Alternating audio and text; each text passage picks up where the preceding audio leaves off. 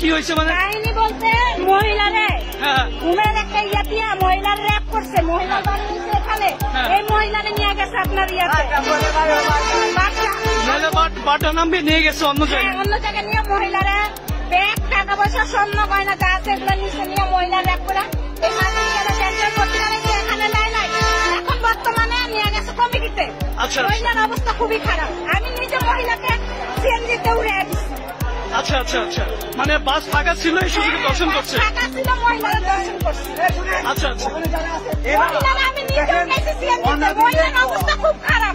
অনাবিলে একটি গাড়ির বাসের হেল্পার, ড্রাইভার এবং কন্ট্রাক্টর মিলে পালাক্রমে একটি নারীকে ধর্ষণ করছে এবং এখানে যারা প্রত্যক্ষদর্শী যাত্রীরা উঠতে চাইলে গাড়ির ড্রাইভার তাদেরকে উঠতে দেয় নাই। ভিতরে একটা মহিলা যখন দেখছে অবস্থা খারাপ, যাত্রীরা সন্দেহ করে গাড়ি থামাইছে, থামানোর পরে দেখে একটা মেয়ে ধর্ষণের শিকার, আহত, মৃত্যুর অবস্থায়। তখন এই গাড়ি আটকেছে জনগণ এবং এখানে আমরা অন্য বিচ্ছিন্নবাদী অনেক লোকই দেখতেছি, তারা হয়তো বা কর্তৃপক্ষের সঙ্গে একটা রফা দফার চেষ্টা করছে, কিন্তু এখানকার জনগণ এটা করতে দিবে না। অনাবিলের গাড়ি রাস্তায় আটকাবো।